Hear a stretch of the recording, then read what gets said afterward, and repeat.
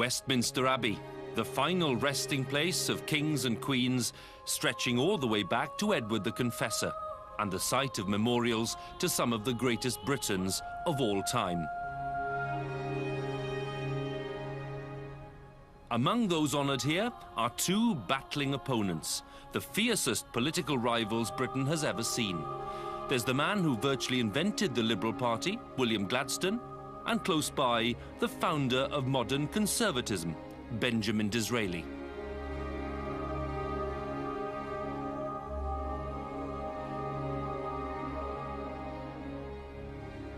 Gladstone and Disraeli.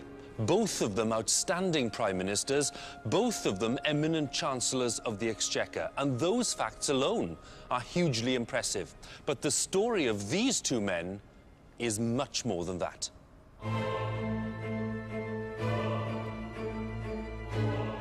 Gladstone and Disraeli dominated political life in the Victorian age and became inseparable in the public mind.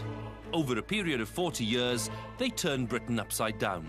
They improved the lives of millions of people and permanently changed the way in which the country was ruled.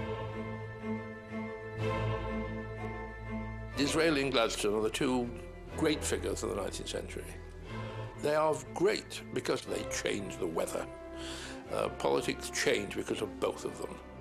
These two men invented modern politics by going head-to-head out on the stump, making a pitch for votes. And if we think that politics is presidential now, the root of presidential politics goes back to Gladstone and Disraeli. But this isn't simply a story about two great men. It's a story about two great men who loathed each other with a passion. They really, really detested each other. They totally disapproved of each other's way of thinking about politics, and they were intense rivals in every way. They hated each other. It was a brown-rare relationship. Gladstone thought Disraeli was a charlatan, and Disraeli thought Gladstone was mad. The story of Gladstone and Disraeli's lifelong clash is a fascinating one, and to explore it in depth, we've been on a journey. We've been to some unexpected places, and we've discovered some unexpected facts. It's been quite an experience, at times exhilarating, at times poignant, but always compelling. Stand by for the story of the biggest feud in the history of British politics.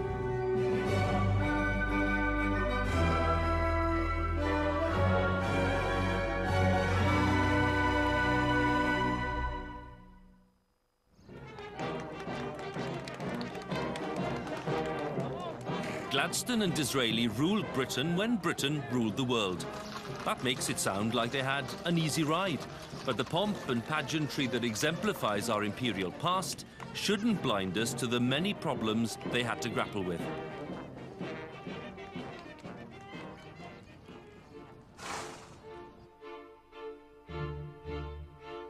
The British Empire may have been huge, but it was also highly fragile. Constant care and attention was needed to keep it from falling apart. And Britain itself was almost as bad. Beneath its cloak of global eminence, the country was a mess, bedeviled by poverty and disease and riddled with discontent. Spurred on by a potent mix of intense patriotism and bitter rivalry, Gladstone and Disraeli laboured long and hard to bring these problems under control. Good morning. Thank you very much. The degree of success they enjoyed is shown by the place of honour they occupy today at Downing Street. When you walk into number 11 Downing Street, the first face you see is that of William Gladstone. He dominates the hallway, and you sense all of the strength and resilience and energy for which he was famous. And then, just a few feet away, you spot the great rival, Benjamin Disraeli. And what a contrast. He seems pale and fragile, almost delicate. But don't be fooled, because he was every bit as tough and resilient and determined as his great opponent. And Disraeli's early life helps to explain the kind of man he became. Disraeli was born in 1804, 5 years earlier than Gladstone.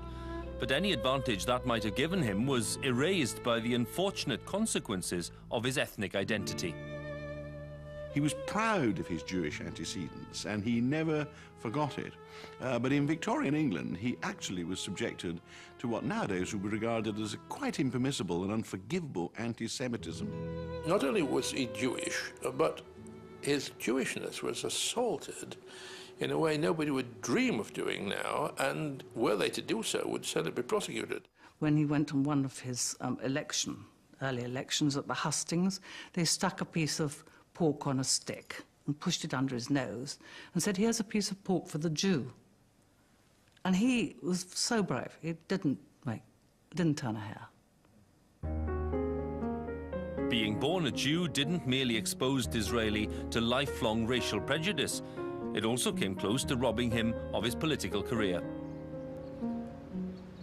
That it failed to do so is due to something that happened in 1817 when he was still at school. At the time, the future Prime Minister was living here at 6 Bloomsbury Square with his parents and 4 siblings. And there's still a plaque on the building, but there's no mention of Benjamin on it. It's a tribute to his father, Isaac, who was a well-known author.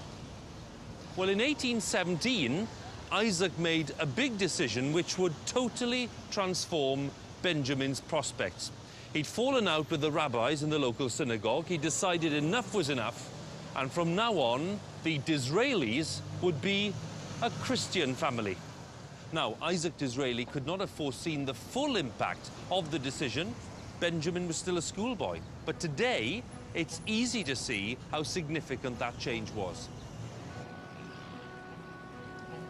What made the decision so momentous from Disraeli's point of view was the existence of a law which prohibited practicing Jews from standing for Parliament.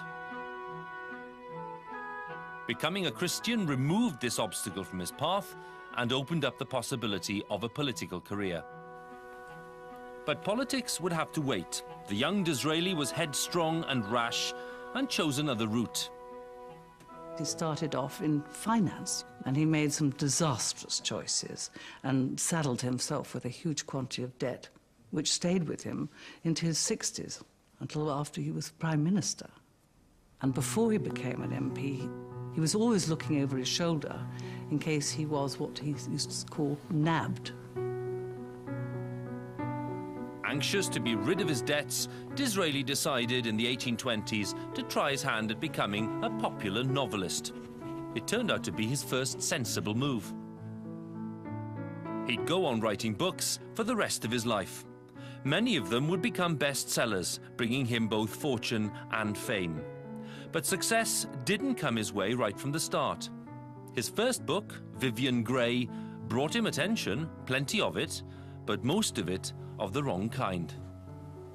He started off writing silver fork fiction, which was very kind of detailed about the London society, aristocratic society of the time, of which Disraeli knew absolutely nothing, but pretended that he was an insider. After this book, Vivian Grey, was published, he was held up to ridicule because he pretended to be this society young man that he wasn't. And it took him a long time to get over that.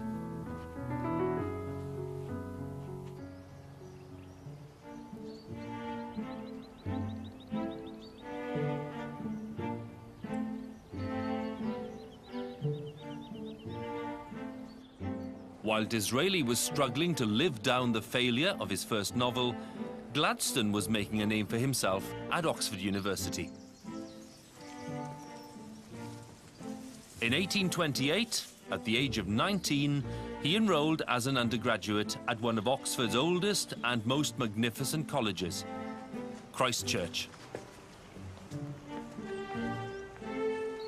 Most of Christ Church's students at the time were upper class, and although he wasn't the son of a duke or an earl, unlike many of his contemporaries, this description sat pretty easily on Gladstone's shoulders too.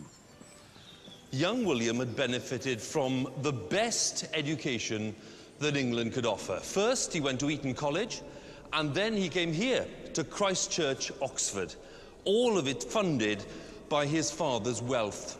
Gladstone had been born in Liverpool in 1809. His father was a very wealthy businessman who had made some of his money from the slave trade. And William turned out to be a very confident but a very, very serious young man. He was certainly, extremely convinced of religion and the Anglican Church and that kind of thing. At Eton, he didn't push his religion much towards the other boys, but in Oxford he did. And a lot of people there thought he was an intolerable prig, and he got beaten up in his rooms, famously on one occasion, by a lot of the bloods of Oxford for being outrageously priggish and pious and all the rest of it.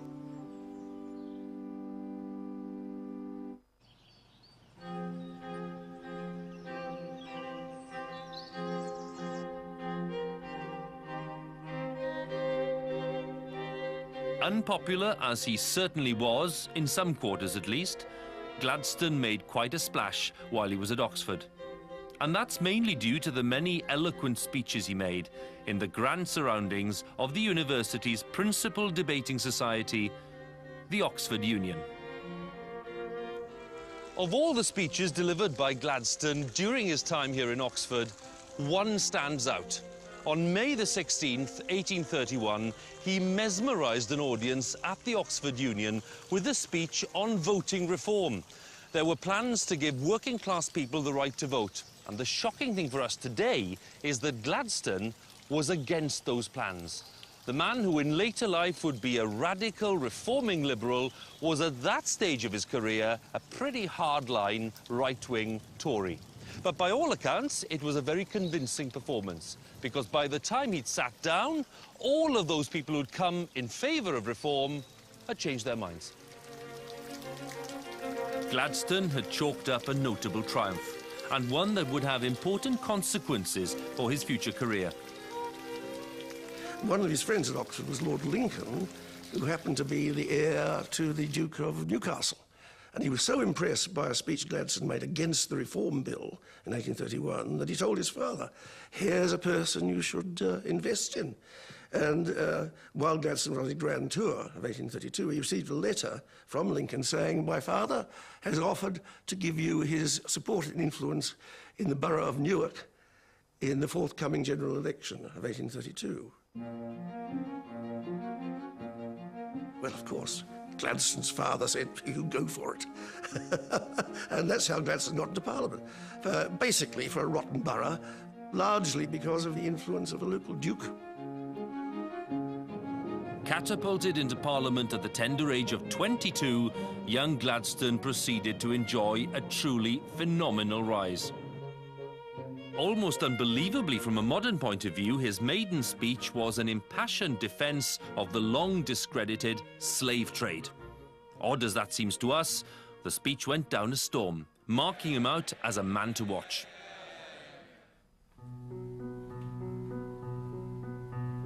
Disraeli, meanwhile, was lagging far behind. Yes, his career as a novelist had taken off by this time, and he'd also established himself as a witty and agreeable man about town, but he'd decided by now that his main focus ought to be on politics, and in that field, he was a dead loss. He was a larger-than-life, quite extraordinary figure, with affected manners, long, beautiful curls, extraordinary dress, and a foppish extravagance of style, which jarred with the kind of people you need to win over to win a Tory seat in metropolitan London, which is what he was trying to do. He used to dress in the most sort of outlandish way. Bottle green velvet suits with white satin linings and rings, and he always had his hair, which he was absolutely obsessed by, in sort of dark ringlets. So it wasn't a very serious-looking figure, and I think generally the impression was that he wasn't trustworthy. And also, again, there was the Jewish factor. He did not have the web of connections that all the other politicians had, and that, of course, was a great disadvantage. So it was a struggle for him. Disraeli had a clear problem. He just couldn't get a parliamentary seat. And he realised, finally, that to succeed he would need to find a powerful backer. And he found one. His name was Lord Lyndhurst, a prominent member of Sir Robert Peel's Conservative government. That government, by the way, also included William Gladstone. Well, Lyndhurst and Disraeli had something of a special bond because they'd both been having an affair with the same woman. And Lyndhurst decided to give Disraeli's political career a bit of a kickstart by holding a grand dinner in his honour on the 17th of January, 1835. And it turned out to be quite an event.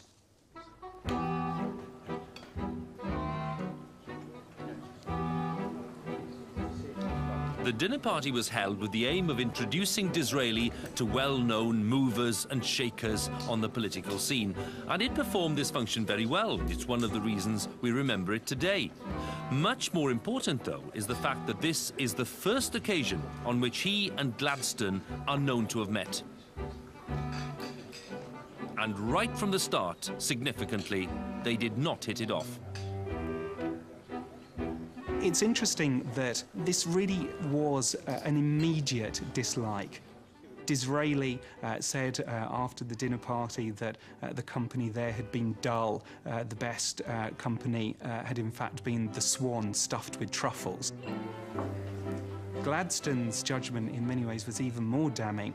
When he goes home that night, he actually writes in his diary that he'd been to this dinner, but Disraeli actually doesn't even merit a mention. The mutual indifference that revealed itself that night would in time mature into hatred. But before it did, both men reached an important milestone in their personal lives. Within a few years of each other, they both got married, each linked up with a woman to whom he'd remain wed until separated by death. Gladstone's wedding came first, and it surprised many of his friends who despaired of him ever finding a partner. Gladstone famously struggled to get married. One of his early attempts was so appalled when she saw him stomping towards the house that she said, "Mama, I simply can't marry a man who carries his bag like that." Finally, he meets a woman called Catherine Glynn, who in many ways is mad as a hatter, but who provides the stability Gladstone needs. She'd failed in her own recent marital arrangements, and so she was in danger of being left on the shelf. And that was the biggest motive that she had in the end for agreeing to him. People were, at the time said, you know, it's going to be an interesting relationship. But it worked well in the end. Disraeli's marriage to a wealthy heiress called Mary Ann Lewis also aroused doubts among those who knew the bride and groom well. But it proved to be a very good match. Disraeli married for money, but he very quickly realised that in fact he would have married Mary Ann for love. There's one famous occasion when Disraeli returns late from a debate in the House of Commons to find Mary Ann sitting up waiting for him. It's about 3 o'clock in the morning. There she is with a Fortnum and Mason pork pie and a bottle of champagne, and Disraeli exclaims, "My dear, you're more like a mistress than a wife." It was a terrific marriage. They were very, very close. It was generally thought that he was faithful to her, and I think he probably was. That didn't stop him, you know, thinking other women were beautiful, flirting with them, etc. But they were really a partnership. For more than 30 years, Mr. and Mrs. Disraeli, or Lord and Lady Beaconsfield as they eventually became, lived together in great happiness in the splendid surroundings of Huw Manor in Buckinghamshire. The house symbolises Disraeli's desire to be seen as an honorary member of the British aristocracy, a group of people whose way of life he admired and whose approval he sought throughout his life. When Disraeli and his wife moved into this magnificent new home in 1848, his career had already taken off. He was thought of as a future Conservative Prime Minister. And what a difference to his prospects 9 years earlier when they got married, because at that time, his chances of reaching the top were very remote. Disraeli's career in the House of Commons got off to a truly terrible start in December 1837, when he made his famously dreadful parliamentary debut. His maiden speech was an absolute disaster. He didn't catch the mood of the House of Commons, the tone of it at all. He delivered a sort of terrifically theatrical oration, and people booed and jeered. Most young politicians are arrogant, but few could have gone quite so over the top when making the maiden speech. It was elaborate in manner, apparently grandiloquent, laying about him as if he was an elder statesman on the moment of his arrival. And people fell about laughing. He wasn't just booed or disagreed with. People thought the whole thing was hilarious.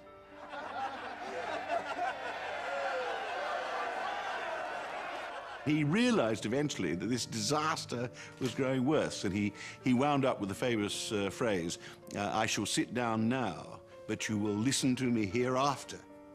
This is very much a humiliation, a real setback for Disraeli, but he does learn an important lesson from it. His speeches in the House of Commons from this period on are much quieter, more reserved. He also starts to dress in a more sober kind of way. He realises that if he's going to be taken seriously as a politician, he needs to look the part. Disraeli's recovery was incredibly swift. Within a couple of years, he'd established himself as one of the real rising stars of Robert Peel's Conservatives. And when Peel took office for a second time as Prime Minister in 1841, Disraeli just waited for that offer of a government job to come through. The offer never came, and Disraeli took it very personally, so personally that his mind turned to revenge. What Disraeli decided to do was to place himself at the head of a famous backbench revolt. It revolved around Sir Robert Peel's determination to do away with the Corn Laws, the well-established rules which artificially boosted the price of foreign wheat. The whole point of the Corn Laws was to protect the British farmer and landowner, many of whom, of course, were Tory MPs. Because by putting a tax on imported wheat, or corn, this homegrown product became much more competitive, and that was the trick. But for Peel, this was frankly a denial of the principles of free trade, and he decided that the Corn Laws would simply have to go. Peel knew that many of his own backbenchers would bitterly oppose his plan because, of course, it threatened to reduce their incomes. He thought he could push it through anyway because he had the support of most of his government colleagues, including Gladstone. His calculation could have proved correct, but it didn't, thanks largely to Disraeli. The fact is that Disraeli wasn't that exercised about the Corn Laws. He almost certainly thought that getting rid of them was a good idea. He was far more exercised about making trouble for Peel. He wanted to punish him.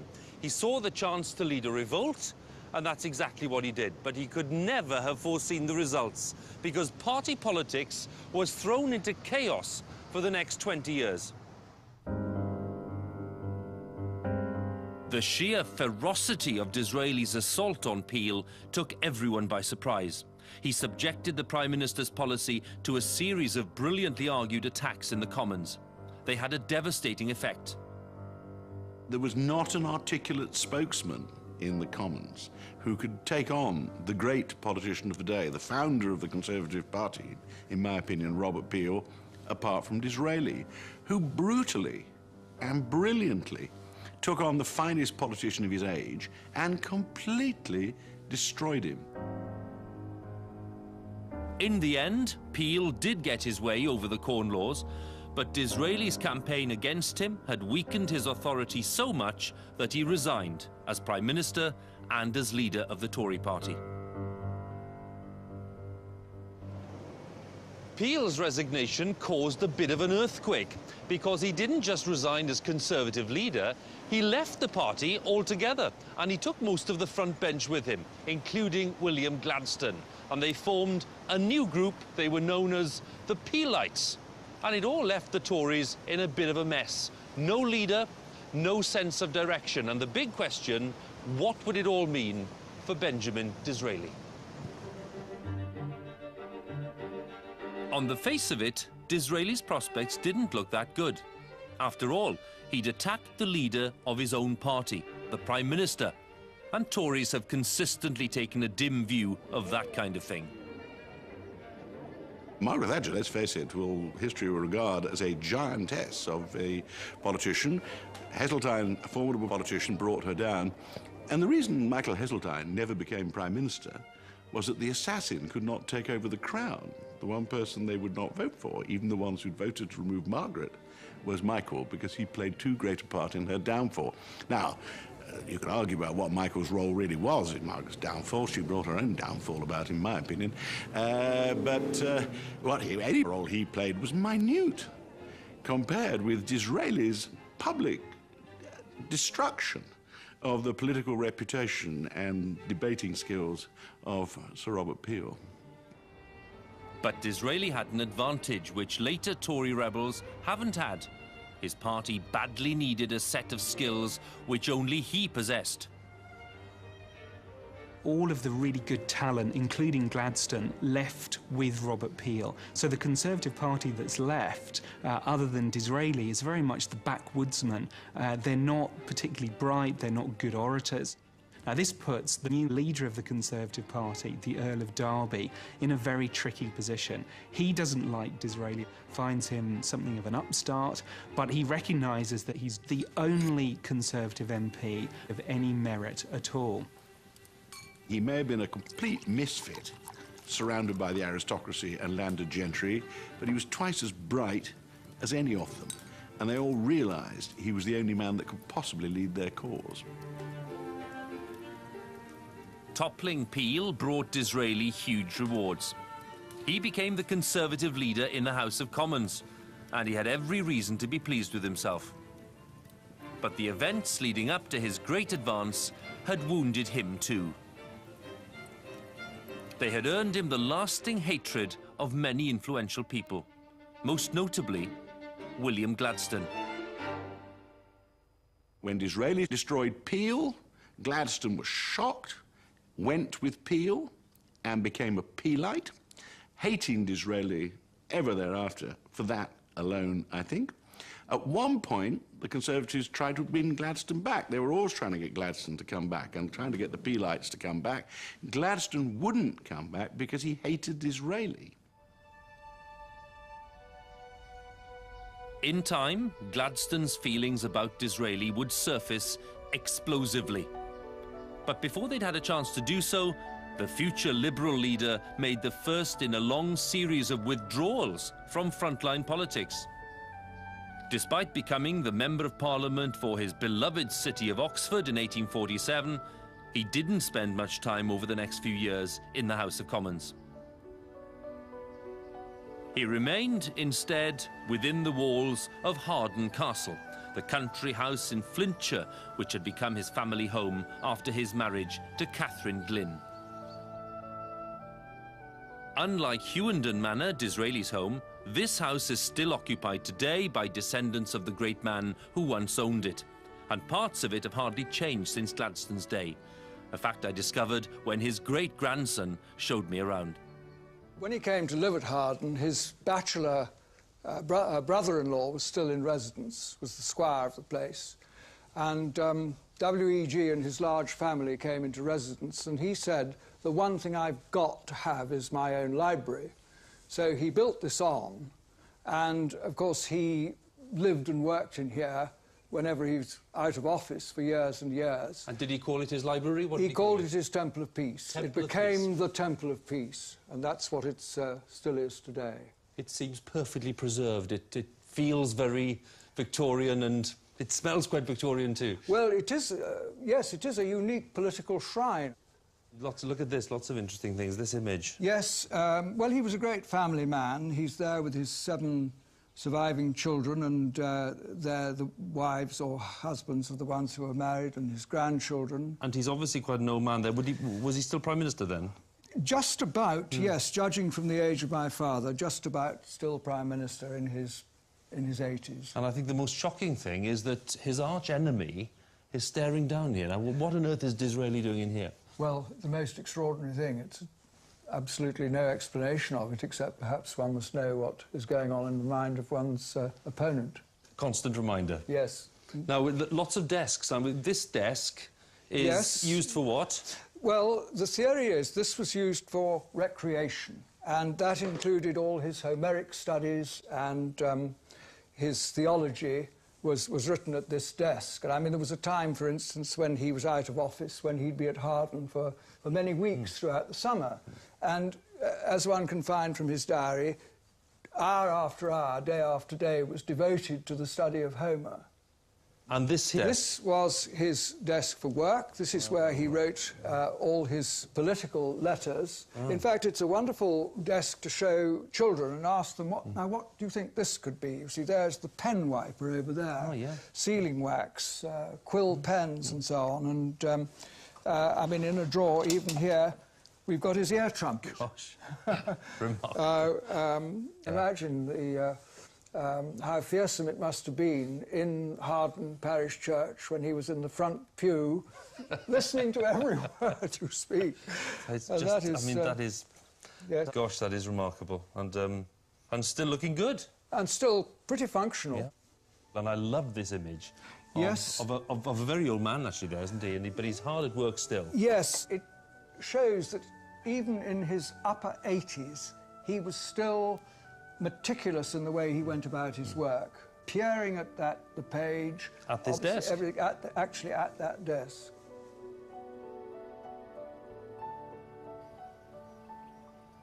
Gladstone would go on living at Harden Castle until the day he died, and he always hated having to leave it to go back to Westminster. But in 1852, he returned there at great speed. Word had reached him that the Tories had sneaked back into power and that the new Prime Minister, Lord Derby, had named Benjamin Disraeli as his Chancellor of the Exchequer. Now, that happened to hit Gladstone very much because Gladstone desperately himself wanted to become Chancellor of the Exchequer. To see Disraeli in that post, for Gladstone, became a kind of affront, a kind of provocation. Well, to be fair to Disraeli, he knew he wasn't the best qualified man to be Chancellor of the Exchequer. He was up to his neck in debt. He wasn't exactly a model of financial propriety. And that's probably the reason Gladstone was so appalled at his appointment. But Disraeli did admit his shortcomings to the new Prime Minister, Lord Derby, who gave him the classic response, "Don't worry, old chap, they'll give you all the figures." Well, as Disraeli found out, it's not quite that simple. He had succeeded to one of the highest offices of state, an extraordinary feat for a man of his background. But he was totally out of his depth, and he knew it. The closer he came to delivering his first budget speech, the thing on which every new Chancellor is judged, the more anxious he became, and not without reason. Disraeli knew nothing at all about the Treasury or public finances. He wasn't remotely interested in the subject. He made a bizarre choice of revenues he was going to raise, sources of taxation, and actually targeted the poor, the poorer householders, sections of the urban middle class who were quite essential to the Conservative Party. And he was destroyed, his budget was finally polished off, by a brilliant speech by a man called Gladstone. Gladstone's attack on Disraeli's first budget marks a turning point in their relationship. Their private feud was about to go public in a big way. This is in the new House of Commons. It's literally just been opened, so it's very much an event in itself. But it's also a very dramatic occasion because of the weather.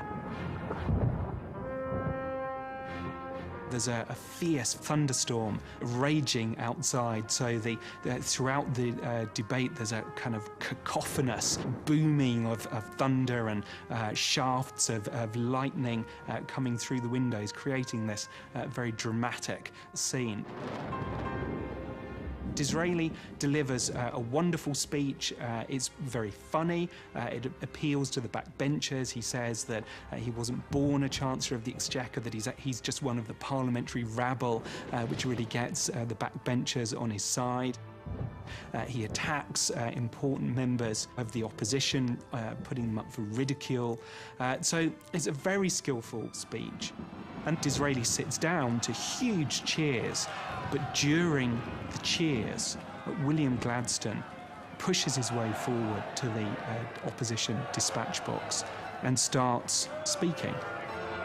The House of Commons erupted in protest, you know, this silly man wanting to sort of carry on the debate and so forth. But Gladstone got through. He forced himself on the House of Commons and delivered this huge oration, saying that Disraeli was the agent of magicians and evil, essentially. And by the time that Gladstone is finished, it is clear that he has, in effect, destroyed Disraeli's budget.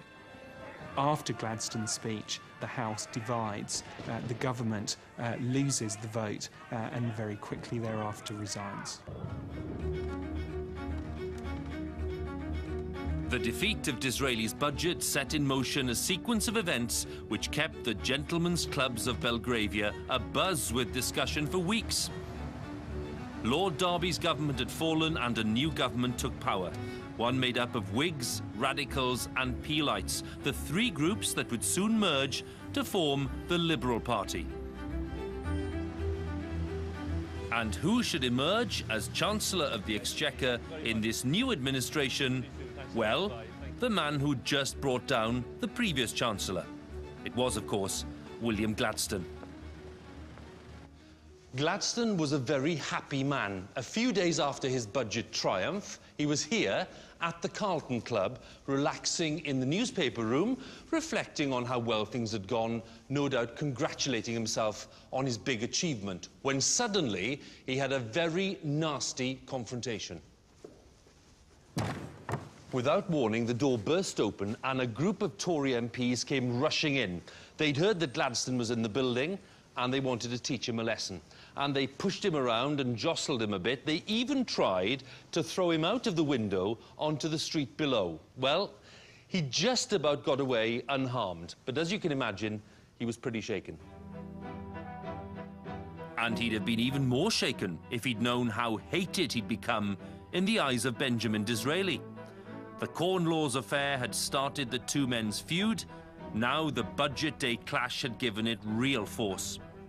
No one knew it at the time, but all their future dealings would be characterized by mutual suspicion and disdain. Political differences had played an important part in starting the feud, and they'd continue to play a role in keeping it alive. But character differences were clearly crucial as well. They could not have been more different personalities. Disraeli, this exotic Jewish novelist, politician, and Gladstone from this Liverpool trading family. Very, very different. Disraeli's cynicism and this light-hearted approach to things and to issues, and this also a readiness to show off in all possible ways, were deeply annoying to Gladstone. And of course, Gladstone also incensed and annoyed Disraeli. There's the famous example of someone saying he didn't mind Gladstone behaving as if he had a card tucked up his sleeve. He resented the implication that God had put it there. Well, God did everything for Gladstone. Gladstone and God were a partnership, and I think probably Disraeli found that very difficult to swallow. Soon after the great budget showdown, the relationship between the two rivals suffered another sharp dip. The cause was a fierce dispute about, of all things, furniture. In the first half of the 19th century, there was a tradition that the Chancellor moving in here to number 11 Downing Street would pay his predecessor quite a big sum of money to cover the costs of tables and chairs and other furnishings that the Chancellor would use. And that is certainly what Disraeli did when he moved in here in February 1852. And naturally, he expected Gladstone to honour that tradition when he moved in here some 10 months later. Well, Gladstone was having none of it. And he told Disraeli that if he had a problem, he should write to the Office of Public Works to complain. Needless to say, Disraeli was appalled, but he soon got his revenge. Disraeli punished Gladstone for what he'd done by depriving him of this splendid garment, the ceremonial robe of the Chancellor of the Exchequer. The robe had been worn by one of Gladstone's political heroes, the long-dead William Pitt, and he was looking forward to wearing it himself, but he never got the chance. Infuriated by the furniture row, Disraeli had taken the robe home with him to Huw, where it remains to this day.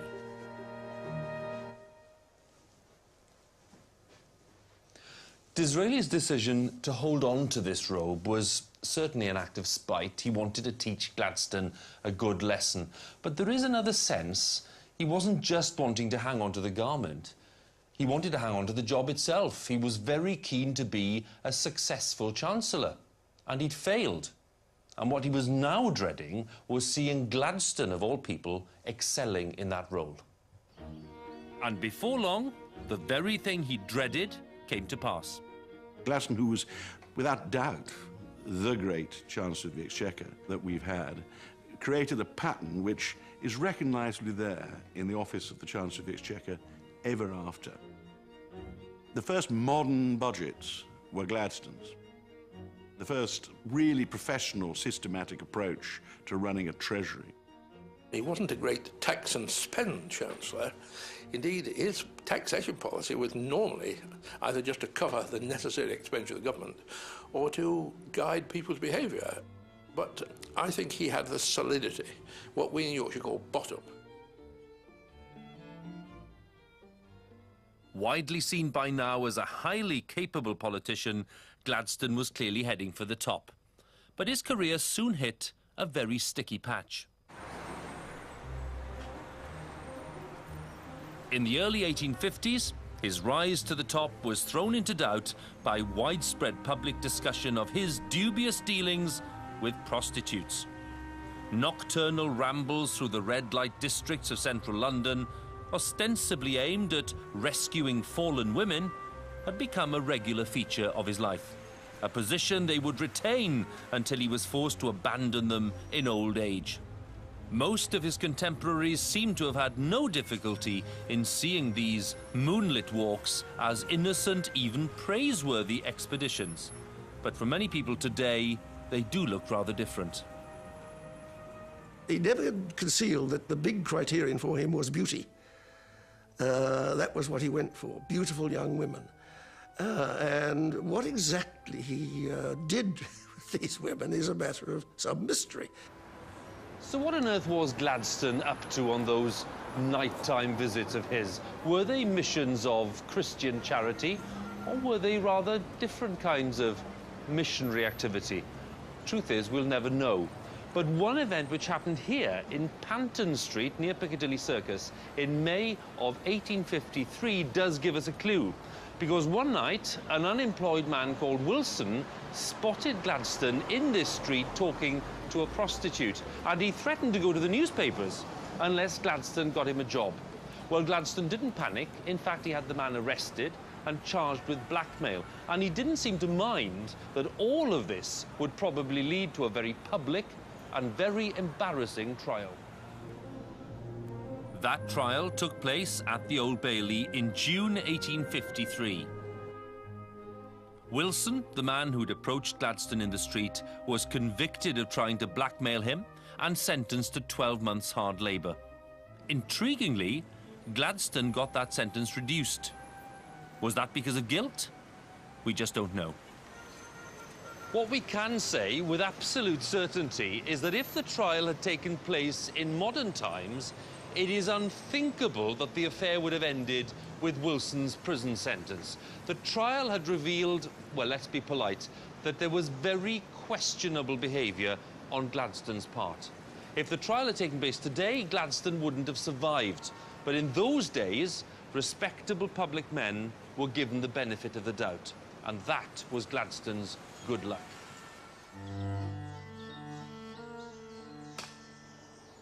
In the wake of the Wilson trial, Gladstone made another of his withdrawals from political life.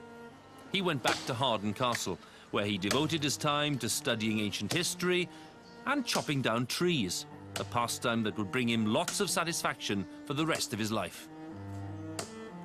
And there again is the difference between Disraeli and Gladstone. Disraeli loved planting trees, and Gladstone had this absolute passion for cutting them down. Everyone knew that sooner or later, something would reawaken his interest in the wider world. Few people can have guessed, though, what that something would turn out to be. In the summer of 1858, British politicians became very concerned about what was happening on the Mediterranean island of Corfu. The island was governed by Britain at that time, something many of its inhabitants were unhappy about, to say the least. They wanted their homeland to be part of Greece, and violence had occurred as a result, along with a small number of deaths. The British High Commissioner, who occupied this imposing palace, had failed to sort things out. And so a decision was taken back in London to dispatch an official emissary to the island, someone whose job it would be to review its system of government and sort out the unrest. Here in Corfu, as you can imagine, there was a huge amount of gossip about who would be appointed to look into the island's affairs. Everyone assumed it would be some kind of senior civil servant or worthy diplomat. Well, they were wrong. On the 24th of November, 1858, the great British warship Terrible docked here. It was a lovely sunny day, like today. Who should emerge on the deck? None other than William Gladstone. And the question on everyone's lips was, what on earth is he doing here? Well, the answer, it seems, is to fill up the CV. See, hitherto, he'd been in the Treasury, he'd governed money, he'd governed taxes and all that kind of thing. He had this urge to govern men. He wanted to govern men. And he had this little chance to go out to Corfu and take over and, you know, put the Corfu people right. It was a kind of lull in his life. He was getting nowhere politically. He was frustrated. Here was a big chance for a bit of an adventure. Right from the start, things started going disastrously wrong. Gladstone made a fool of himself the moment he arrived by making it clear that he had no idea how to inspect a guard of honour. And then he offended the commander of the local garrison so badly that the man refused to invite him to dinner. And that was just the start. What the future Prime Minister went on to do over the next few months marks the Corfu period out as one of the most ill-judged episodes in his career.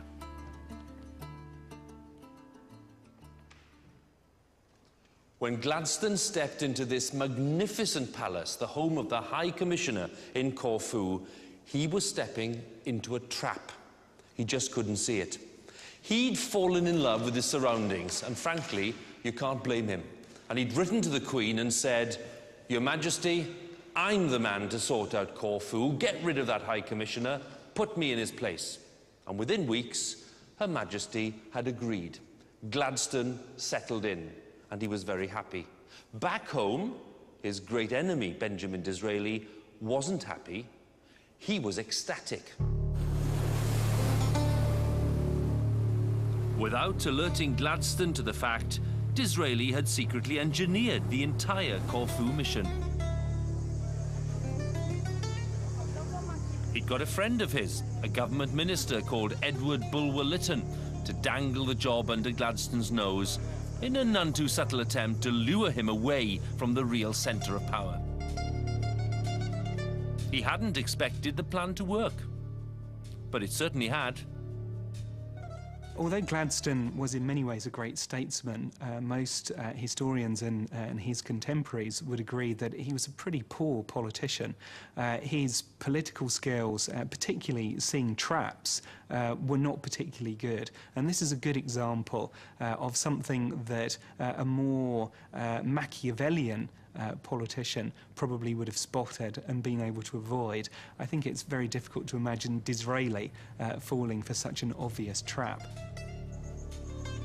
The best thing about the situation from Disraeli's point of view was that by agreeing to become the new High Commissioner, Gladstone had sacrificed his parliamentary seat.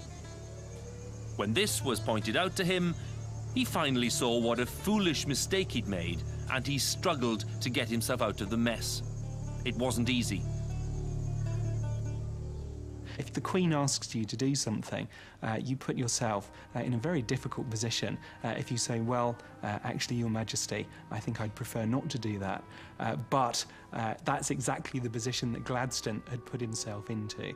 And it's only through the intervention of one of his great mentors, Lord Aberdeen, who smooths things over with Queen Victoria, that Gladstone manages to get back to London and get himself re-elected as an MP. Gladstone's political career was almost derailed by his little adventure in Corfu, and everyone here at the Palace of Westminster knew it. His old boss, Lord Aberdeen, agreed that he'd come very close to political disaster. And then he paused and he said, "Ah, but he's great on the rebound." And so he was.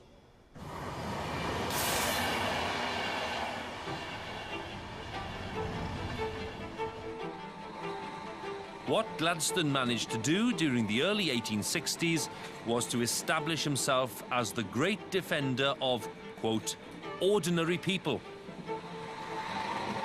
As Chancellor of the Exchequer in Palmerston's Liberal government, he endeared himself to the inhabitants of the sprawling suburbs that had sprung up around Britain's major cities, gaining himself a telling nickname, the People's William.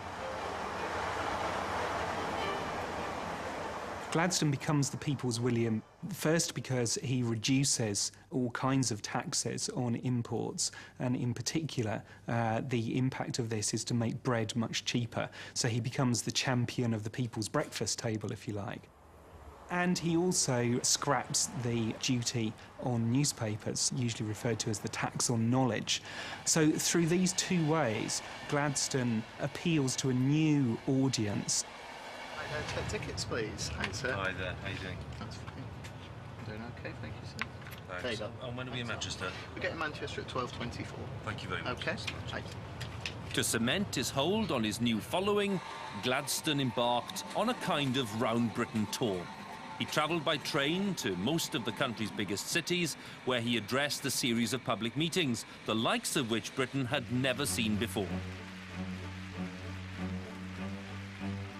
In modern day, present day terms, these meetings were something in between a rock concert and one of the audiences of the Pope. People would come reverently to listen to him, and it was like a religious occasion.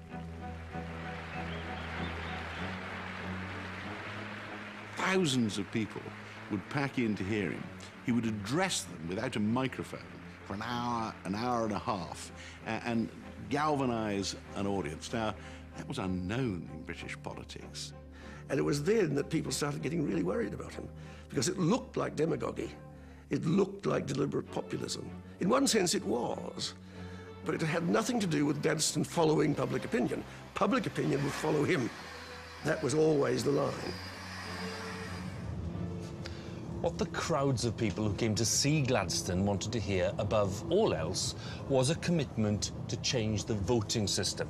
It's worth underlining once again that those working class and middle class people still didn't have the vote, and understandably, they thought things should change. Well, rather sadly for them, and surprisingly for us today, Gladstone didn't entirely agree with them.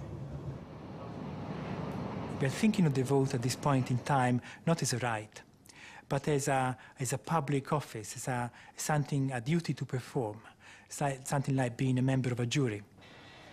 Gladstone was looking for this moral capacity to stand up in the public sphere, cast your vote for the common good. And he didn't think these people were actually ready for it. Of course, democracy was a dirty word anyway for both conservatives and liberals at this stage. Democracy was something happening in America and very disruptive. They had a civil war as a consequence of democracy over there. But in 1864, Gladstone had a famous change of heart. He didn't become a true Democrat overnight, but he did decide that a modest increase in the number of people entitled to vote was something to which he could lend his support. When word got out that Gladstone had changed his mind on the voting system, well, it caused a sensation throughout Britain. And here in Manchester, one of Britain's biggest working-class cities, the reaction was no less pronounced. Thousands of workers were begging Gladstone, the People's William as they called him, to declare finally and clearly that he was in favour of a change in the voting system. And when he did, they were overjoyed. 18 months later, having been kicked out of his Oxford seat in the meantime because of his support for electoral reform, Gladstone decided to capitalise on his popularity in Manchester by attempting to become the MP for South Lancashire. To improve his chances of winning the seat, he addressed an enormous public meeting. Yes, OK, I'll just check the availability for you. It took place inside the Free Trade Hall, the remains of which now form part of a luxury hotel. Well, it's difficult to believe, but this used to be the site of one of the greatest public forums in Britain. We still have a few telltale signs on the walls. And over the years, there were dozens of brilliant speeches delivered at the Free Trade Hall, but none would have had the impact of the one delivered by Gladstone in 1865. If you can believe it, 6,000 people turned up on a very hot night in July to listen to him make his case for becoming the Member of Parliament for South Lancashire. Right from the start, he electrified the audience. He said, "At last, dear friends, I am come amongst you." Then a slight pause. "And I am come unmuzzled." Well, the implication was very clear for everyone in the hall. He turned his back on the voters of Oxford.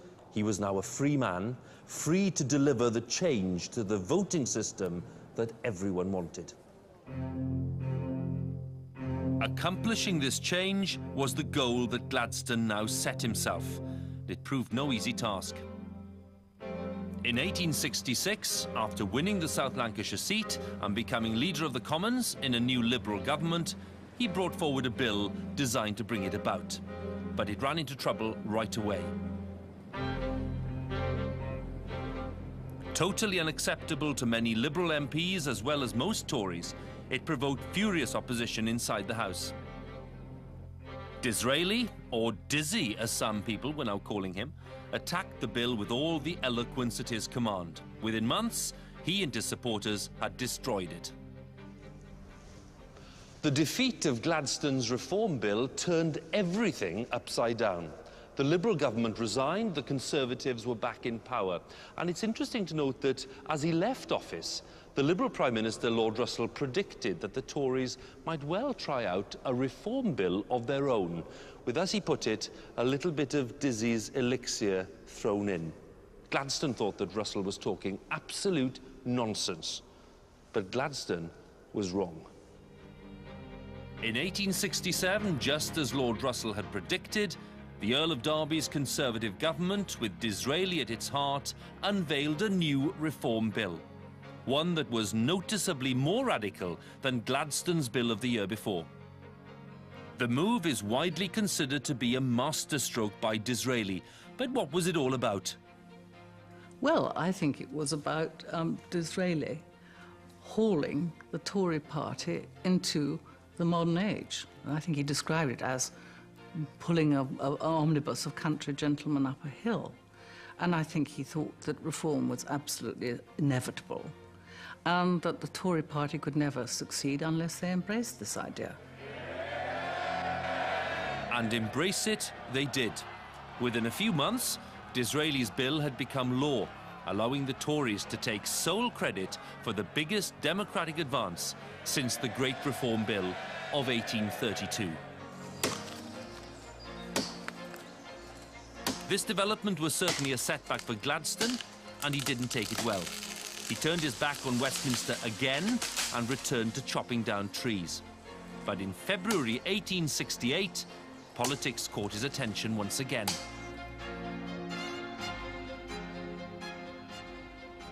What jolted Gladstone back to reality was the news from number 10 Downing Street. The Prime Minister, Lord Derby, had been forced to resign because of ill health. And the new Prime Minister, at the age of 64, was Benjamin Disraeli. It wasn't quite the way that Disraeli had hoped to make it to the top. But it was a moment of great joy for him and a remarkable achievement. We mustn't forget at this stage where Disraeli has come from. For a Jewish man to become Prime Minister was something that was sensational, not just in Britain, but attracted comment, awe almost, throughout Europe. If we'd gone back to that dinner party in the 1830s when Gladstone and Disraeli met for the first time, Gladstone and probably even Disraeli would have been absolutely astonished if we'd told them then that Disraeli would be the first of the two to be Prime Minister. Becoming Prime Minister was obviously the object of his ambition. What did he say? Was that I've reached the top of the greasy pole? And so it was a huge achievement for him, considering what he'd been through, the kind of ridicule and defeat which he'd suffered and was soon to suffer again. Disraeli's suffering resumed almost immediately for one simple reason. He and his party weren't really in control of the House of Commons. The Conservatives were in a minority, so anything that the Tories wanted to do, the Liberals were able to vote down. Gladstone was merciless in the way that he taunted Disraeli on this. If Disraeli had made Gladstone's life an absolute misery during the Reform Bill, then Gladstone more than reciprocated once Disraeli became Prime Minister by making his life as difficult as he possibly could. Hemmed in by Gladstone, Disraeli was Prime Minister in name only. Hugely frustrated by this, he called a general election after just 10 months in office. He hoped to increase his majority, but that's not what happened. A little ungratefully, perhaps, the working-class men to whom Disraeli had given the vote used their newfound power not to reward him, but to reward his arch-rival. When all the votes had been counted, it became clear that Gladstone, by now leader of the Liberal Party, was about to replace his old enemy at number 10. Gladstone was staying here at his country estate in North Wales when a messenger arrived from the Queen. What was Gladstone doing? Well, he was out in the ground somewhere doing what he normally did, chopping down trees with great energy. The messenger told him that Victoria wanted to see him back in London to talk about forming a government. So Gladstone paused and said, "This is very significant." And he must have rattled the messenger because he then started chopping down more trees and went on for several minutes. And then he stopped and said, "My mission is to pacify Ireland."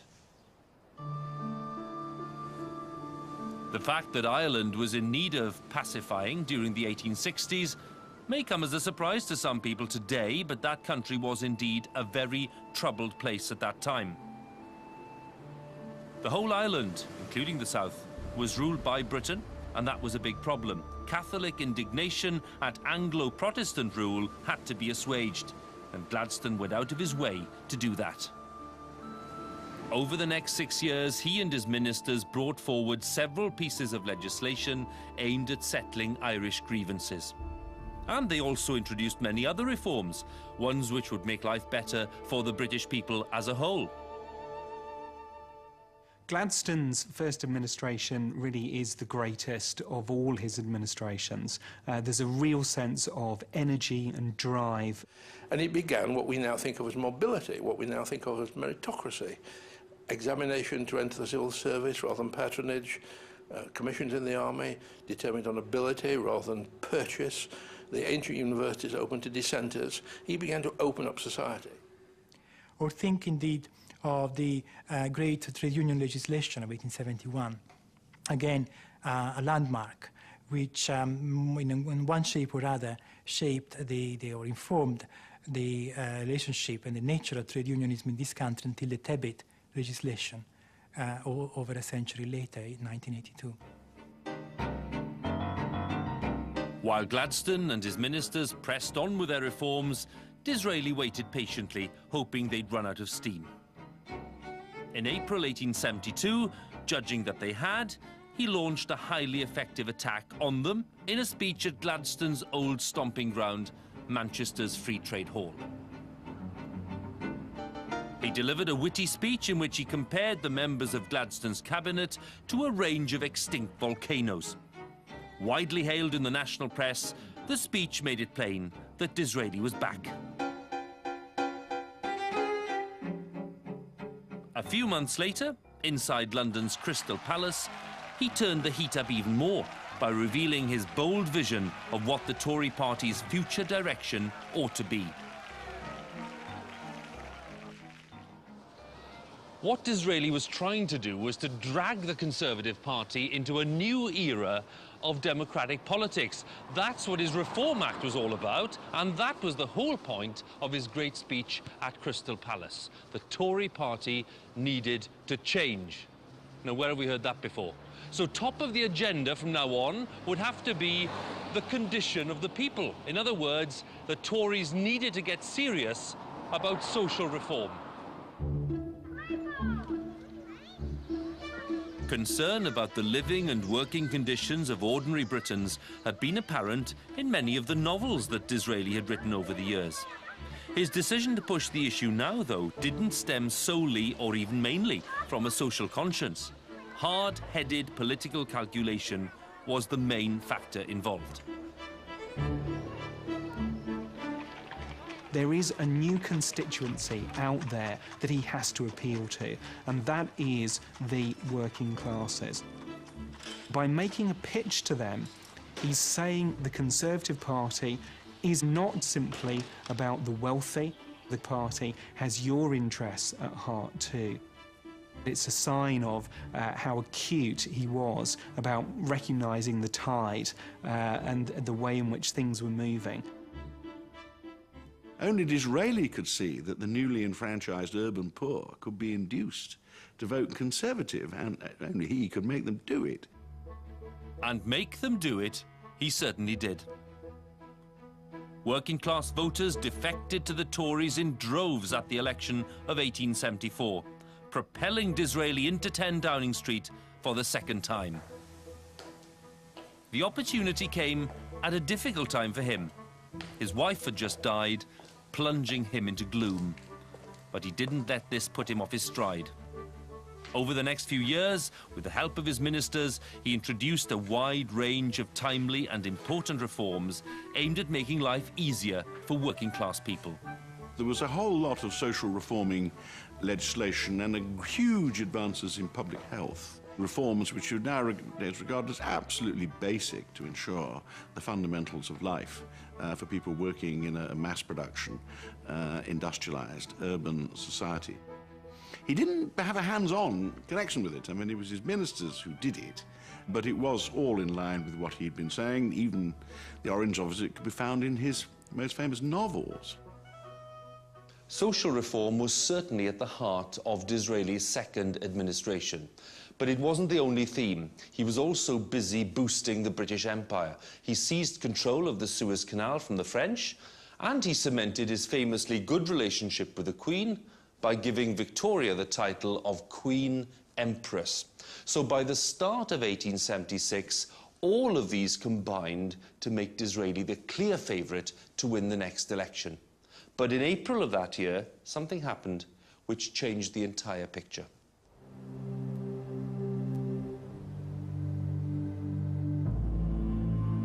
The event in question was in fact a series of atrocities which occurred in a part of the far-flung Ottoman Empire. Centred on the Turkish city which we call Istanbul, that empire had spread out over the years to embrace a large part of North Africa and much of Eastern Europe. In April 1876, a nationalist revolt broke out in Bulgaria, one of the most volatile Ottoman territories. The empire's rulers responded by unleashing massive force. Thuggish, irregular troops, known as Bashi Bazouks, poured into the country, and there was an orgy of violence. Some 15,000 people are thought to have been killed. When news of this reached Britain, Disraeli reacted in a way which left many of his admirers angry and confused. What Disraeli did was to misjudge the public mood and to misjudge it very badly. The newspaper reports about the Bulgarian atrocities had caused uproar here in Britain, and yet he dismissed them as coffeehouse gossip. He seemed to be questioning whether the atrocities had taken place at all. It was a monumental error and, of course, a gift to his main opponent. Gladstone had stepped down as leader of the Liberal Party by this stage and gone into semi-retirement. He decided to refrain from making grand public gestures. But Disraeli's response to the Bulgarian crisis changed all that. Disraeli took the view, which cynical men have taken ever since and were taking before and will go on taking, that foreign policy was a matter of maximising Britain's national interests. Gladstone believed in moral foreign policy, a principle of foreign policy, and therefore whether it was in our interest to support the Turks against the Greeks or the Greeks against the Turks didn't really matter to him. What mattered to him were the people we thought ought to be defended. Equally appalled by what the Turks had done and by Disraeli's dismissive response, Gladstone wrote an angry pamphlet denouncing them and him with equal venom. Hugely influential at the time, it's widely seen today as one of the most effective political tracts any British politician has ever written. And this is it. It's called Bulgarian Horrors and the Question of the East. It's a pamphlet written in just 4 days by Gladstone in the summer of 1876. And it is a blistering attack, not just on the Turks, but on Disraeli. He mentions the massacre of women and children and then goes on to accuse Disraeli of lethargy and tardiness and inefficiency, and goes on to say this: silence was obtained and the well-oiled machinery of our luxurious, indifferent life worked smoothly on. It was published in early September. Within a month, it had sold 200,000 copies. It was a sensation. And as you can imagine, Disraeli wasn't exactly pleased. What Disraeli wanted, of course, was a chance to get even, and it soon came his way.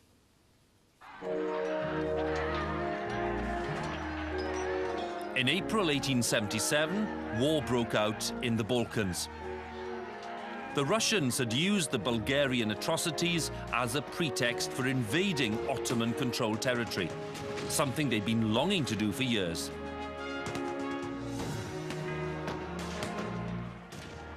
The fighting went the Russians' way, and all of a sudden, it looked as though the Ottoman Empire might actually collapse.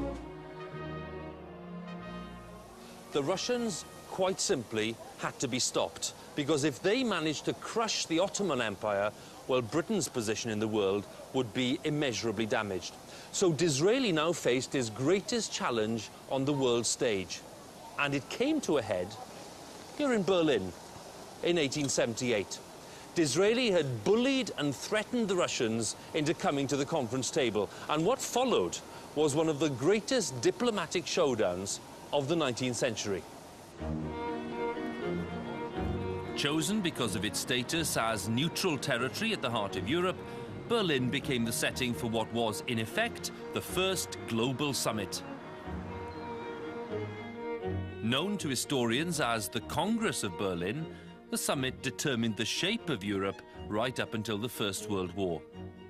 It was a glittering and high-powered affair attended by the representatives of many different countries. But there's no doubt at all about who was the most important person there. The great German diplomat, Prince Otto von Bismarck, gave the game away when he pointed across the room and said to an advisor, "Der alte Jude," the old Jew. He's the man.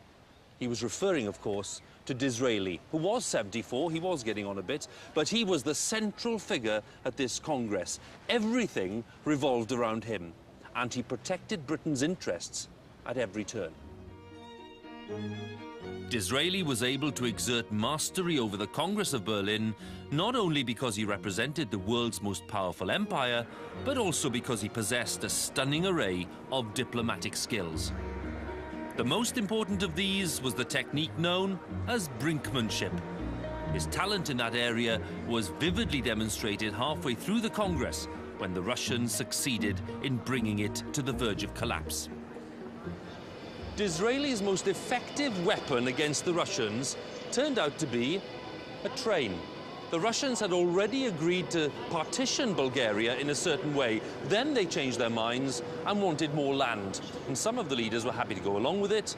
Disraeli certainly wasn't. So he summoned a special train and threatened the Russians that unless they kept to their word, he would get on the train, go back to London and declare war. Well, it didn't take long for the Russians to climb down. And the special train for Disraeli wasn't needed after all. This kind of chutzpah had been a hallmark of Disraeli's entire career, and it now supplied him with stupendous success. As he travelled back to London at the end of the Congress, not to declare war but to resume his normal duties, he must have known that he was likely to get an appreciative reception when he returned to Britain. But he can't have guessed just how warm his welcome would be. Disraeli returns from Berlin in triumph.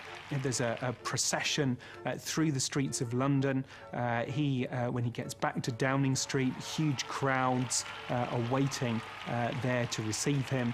His popularity was sky high. Having been the helpless object of his great rival's scorn just 18 months previously, Disraeli was now back on top. Gladstone, meanwhile, was little more than a quietly seething presence on the edge of the political stage. It looked for all the world as though their great competition had resolved itself in Disraeli's favour once and for all. But their 40-year-long drama wasn't over yet. The balance of power in their relationship would shift yet again within a short space of time, thanks to Gladstone's extraordinary ability to judge and influence the public mood. Gladstone had been keeping a bit of a low profile since the start of the Balkans War, which isn't surprising because his house had been attacked by an angry mob accusing him of being a pacifist and a traitor. Well, now everything had changed because Disraeli had come back from Berlin in triumph, and Gladstone was disgusted with what he thought was Disraeli's belligerent performance on the world stage. So he decided to enter the fray once again, and the best way of doing that was to hit the campaign trail.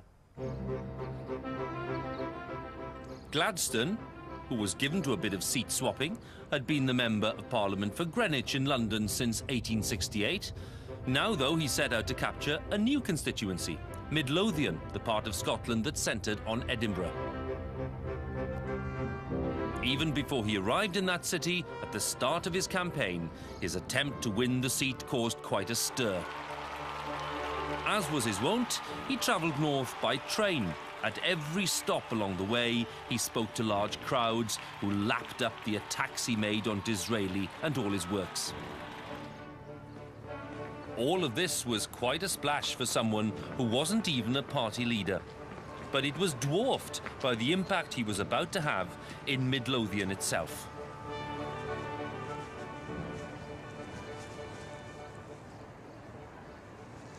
What happened here in the great city of Edinburgh in November 1879 is still a cause for wonder, because when Gladstone arrived at Waverley Station down there, he couldn't even get off the train. There was an immense crowd gathered to greet him. And when he did get out, there was a torchlit procession along the streets of the city as his campaign got underway. Over the course of the next fortnight, he would address countless meetings attended by more than 80,000 people. And he didn't waste a single opportunity to hammer Disraeli and his pestilent policies. Well, the crowds couldn't get enough. And I think it's fair to say that the Midlothian campaign changed the character of British politics. Until then, a politician had not been expected to discuss or to debate policy with ordinary electors, let alone with non-electors, including women. And here you have Gladstone summoning the nation to discuss and to debate the pros and cons of the government. Of course, he's not just speaking to those who hear his speeches. All of those campaign speeches are reported in the newspapers. So really, in many ways, this is the first national campaign run by a politician who very self-consciously is setting himself up as a national leader speaking to a national audience. Gladstone was really enjoying himself by now. No longer bent on retirement, he wanted to push Disraeli aside and reclaim his place as leader of the nation. And pretty soon, a string of events greatly improved his chances of doing that. 1879 sees the worst economic indicators for Britain for almost a century. It's the worst harvest for 100 years. Agriculture goes into crisis. Unemployment is rampant. And then added to this, during this period after Berlin, Disraeli's great strength, foreign affairs, he suddenly seems to lose his magic touch. There's a humiliating defeat at the hands of the Zulus at Isandlwana. There's similarly massive disappointment in Afghanistan. And although both of these reverses are very quickly turned around, they definitely have an impact on the way in which Disraeli is seen. Sensing that his old rival was on the ropes, Gladstone increased the pressure he was under by launching a second Midlothian campaign. The result was devastating. Disraeli, or the Earl of Beaconsfield as he now was, found that his huge popularity had evaporated. He was now spoken of as a lame duck. The country was quite depressed, and there was quite a lot of hardship around, and people therefore were not feeling very happy under the government of the day, and a brilliant populist campaigner on a fairly fraudulent campaign swept the country away. Gladstone had huge oratorical capabilities, enormous energy, much more energy than Disraeli had. And he had this capacity for sensing the public mood far more than Disraeli did. And within 2 years, the British people had forgotten about what Disraeli had achieved at the Congress of Berlin. They weren't interested in foreign politics to that degree anymore. And Gladstone just swept Disraeli aside. Gladstone's barnstorming handed the Liberals an easy victory in the election of 1880. He was reinstated as the party's leader at the insistence of fellow MPs and embarked on a second term as Prime Minister. This turn of events appalled Queen Victoria, who famously accused Gladstone of addressing her as though she were a public meeting. But the person most seriously affected was, of course, Disraeli.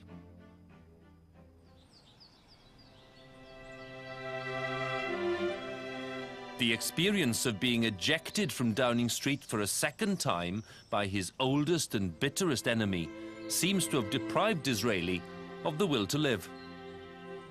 In March 1881, a year after the election, he caught a chill, it developed into bronchitis, and within a month, he was dead. Disraeli's final act was to make quite clear that he did not want a state funeral like the Duke of Wellington or something. He wanted to be buried like the English country gentleman he always wanted to be, in a private funeral at his country estate at Huw.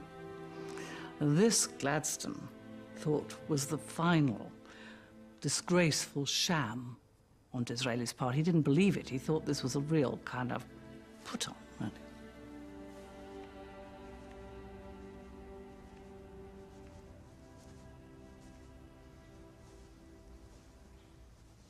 Even at the moment of Disraeli's death, Gladstone simply couldn't suppress his feelings. He refused to attend the funeral, which took place here at Disraeli's local church at Huw on the 26th of April, 1881. And he made one final bitter reference in his diary and said, "As he lived, so he died, all display without reality of genuineness." Not a widely held view, and certainly the Queen would have disagreed, because Victoria had this memorial placed in the church. It is the only memorial to a commoner ever erected by a reigning British monarch. And by the way, it's more than Gladstone ever got. Once Disraeli's funeral was out of the way, Gladstone got on with the job of running Britain. And on one level, at least, it was easier than before. Gladstone was, in a sense, emancipated from, Disraeli's being there, being a rival. There was no more, he had no rival left, really, after that. Not up to handling this gigantic popular figure. With no politicians of comparable stature anywhere in sight, Gladstone went on to dominate British politics for another decade and a half. He served 2 more terms as Prime Minister and remained a commanding presence in the Commons until he chose to retire at the age of 85. Throughout this long finale to his amazing career, he was routinely referred to as the Grand Old Man. But many people nowadays feel that his command of events was never as complete after Disraeli's death as it had been while he was alive.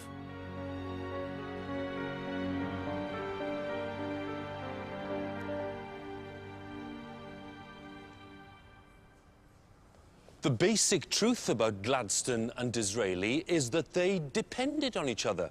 They sustained each other. And at Disraeli's memorial service here at Westminster Abbey, which, by the way, Gladstone could be bothered to attend, the Dean of Westminster called them the great twin brothers of British politics. And as you can imagine, Gladstone's blood pressure went through the roof. But the Dean was right.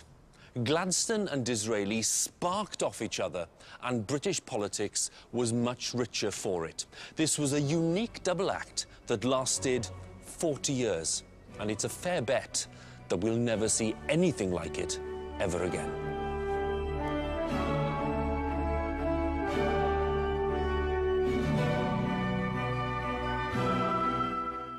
Vintage Shell Guides have us touring Britain the classic motorist way, next on BBC 4.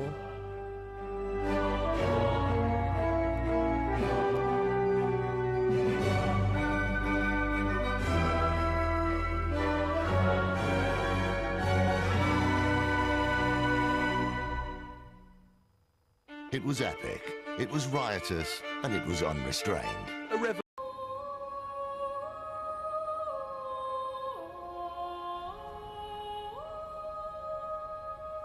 Westminster Abbey, the final resting place of kings and queens, stretching all the way back to Edward the Confessor, and the site of memorials to some of the greatest Britons of all time.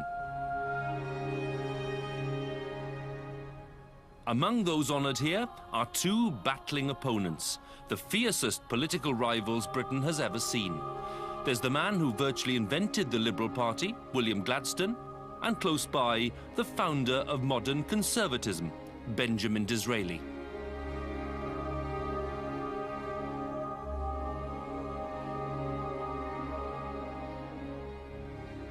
Gladstone and Disraeli, both of them outstanding prime ministers, both of them eminent chancellors of the Exchequer, and those facts alone are hugely impressive.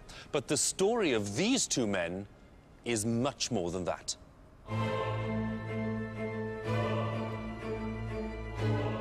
Gladstone and Disraeli dominated political life in the Victorian age and became inseparable in the public mind. Over a period of 40 years, they turned Britain upside down. They improved the lives of millions of people and permanently changed the way in which the country was ruled. Disraeli and Gladstone are the 2 great figures of the 19th century. They are great because they changed the weather. Politics changed because of both of them. These 2 men invented modern politics by going head to head out on the stump, making a pitch for votes. And if we think that politics is presidential now, the root of presidential politics goes back to Gladstone and Disraeli. But this isn't simply a story about two great men. It's a story about two great men who loathed each other with a passion. They really, really detested each other. They totally disapproved of each other's way of thinking about politics, and they were intense rivals in every way. They hated each other. It was a brown-rare relationship.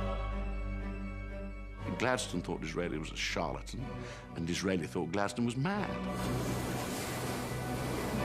The story of Gladstone and Disraeli's lifelong clash is a fascinating one, and to explore it in depth, we've been on a journey.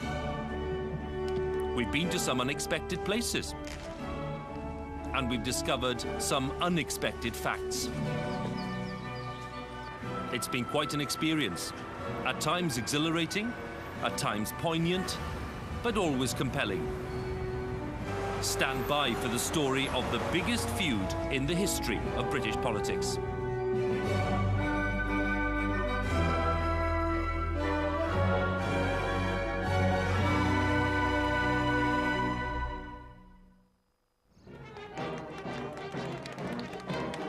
Wasn't the son of a duke or an earl, unlike many of his contemporaries. This description sat pretty easily on Gladstone's shoulders too. Young William had benefited from the best education that England could offer. First, he went to Eton College, and then he came here to Christ Church, Oxford. All of it funded by his father's wealth. Gladstone had been born in Liverpool in 1809. His father was a very wealthy businessman who'd made some of his money from the slave trade. And William turned out to be a very confident, but a very, very serious young man. He was certainly, extremely convinced of religion and the Anglican Church and that kind of thing. At Eton, he didn't push his religion much towards the other boys, but in Oxford he did. And a lot of people there thought he was an intolerable prig. And he got beaten up in his rooms, famously on one occasion, by a lot of the bloods of Oxford for being outrageously priggish and pious and all the rest of it.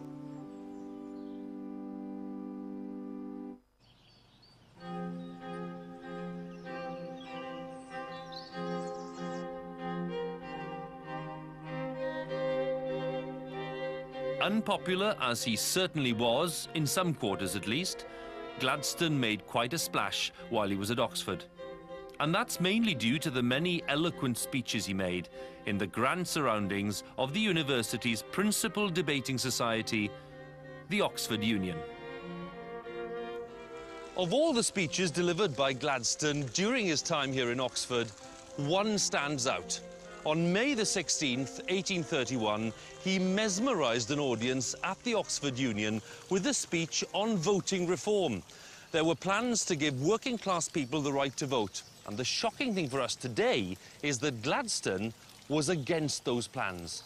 The man who in later life would be a radical, reforming liberal was at that stage of his career a pretty hardline, right-wing Tory.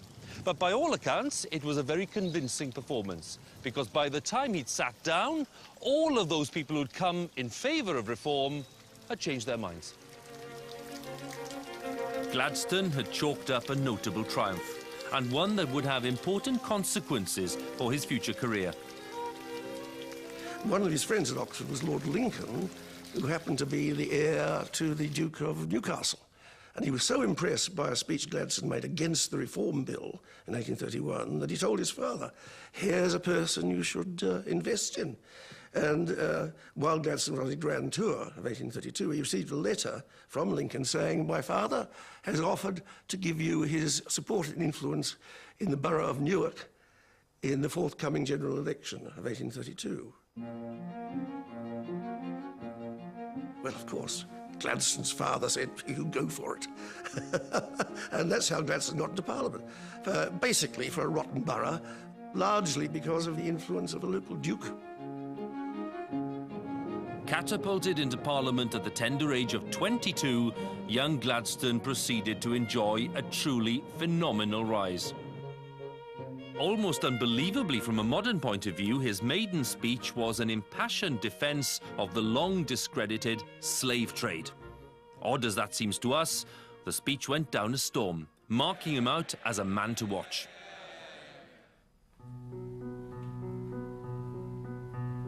Disraeli, meanwhile, was lagging far behind.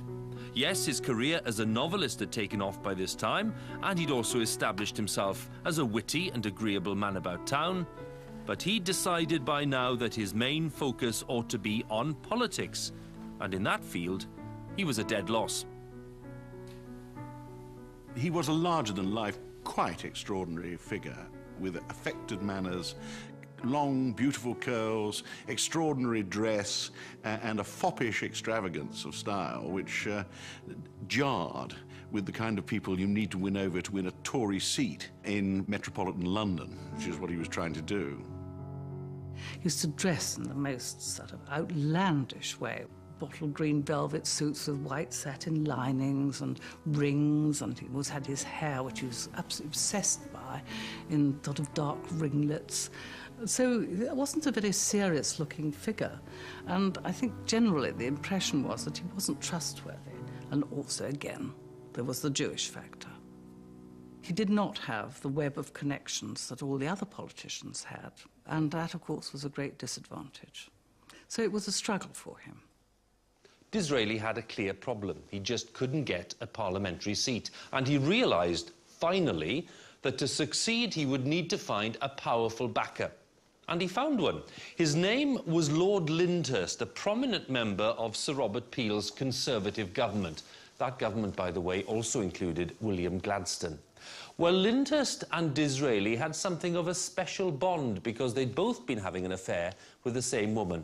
And Lyndhurst decided to give Disraeli's political career a bit of a kickstart by holding a grand dinner in his honour on the 17th of January, 1835. And it turned out to be quite an event.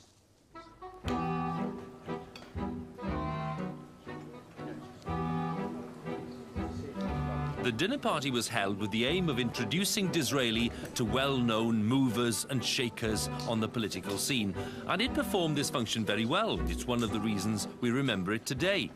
Much more important, though, is the fact that this is the first occasion on which he and Gladstone are known to have met. And right from the start, significantly, they did not hit it off. It's interesting that this really was an immediate dislike. Disraeli said after the dinner party that the company there had been dull, the best. Gladstone and Disraeli ruled Britain when Britain ruled the world. That makes it sound like they had an easy ride. But the pomp and pageantry that exemplifies our imperial past shouldn't blind us to the many problems they had to grapple with.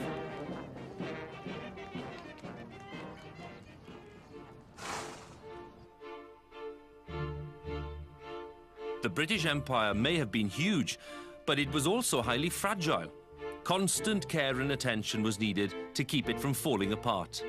And Britain itself was almost as bad.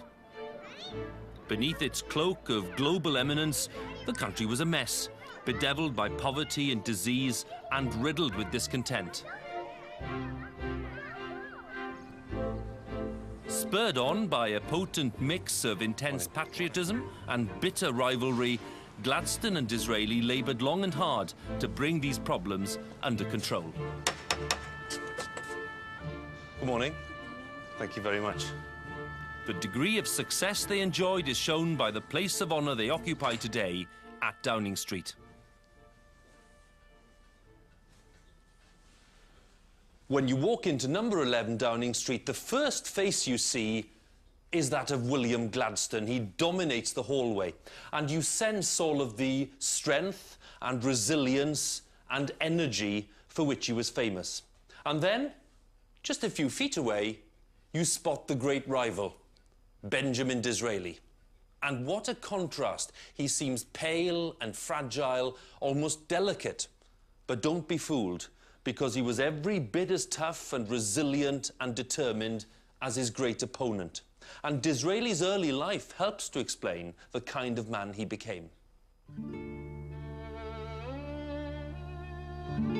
Disraeli was born in 1804, 5 years earlier than Gladstone.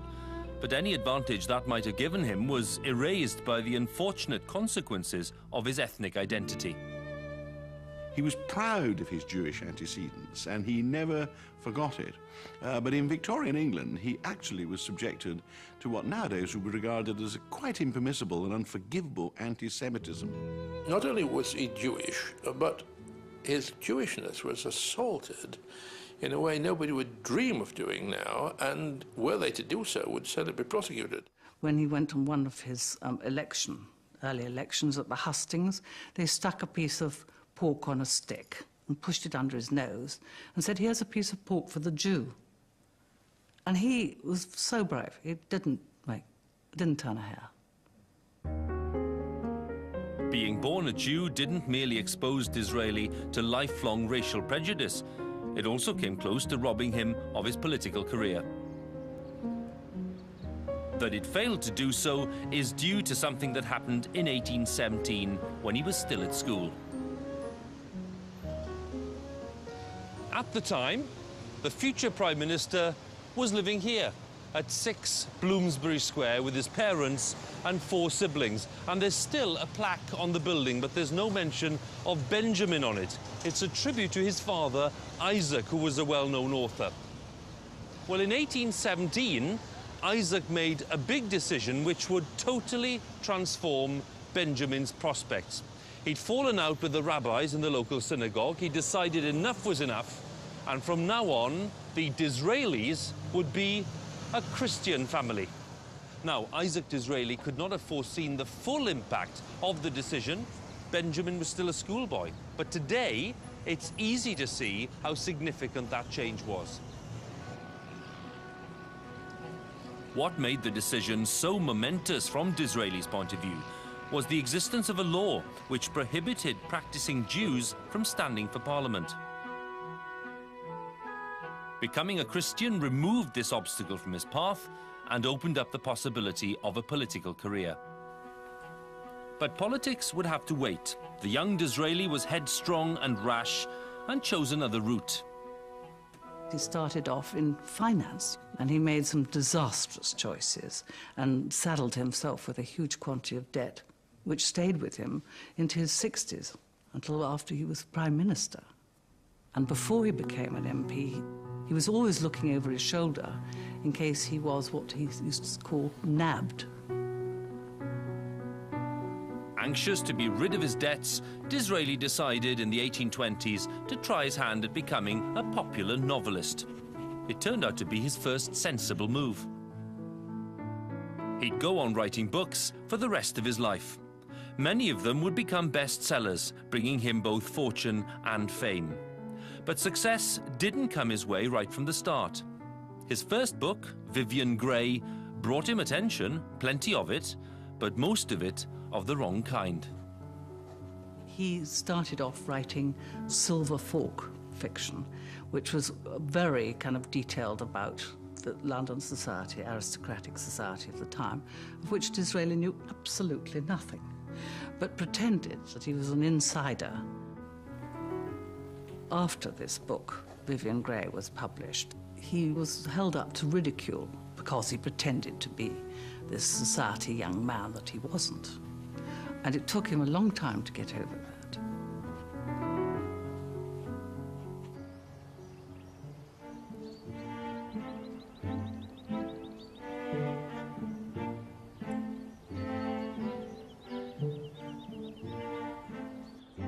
While Disraeli was struggling to live down the failure of his first novel, Gladstone was making a name for himself at Oxford University.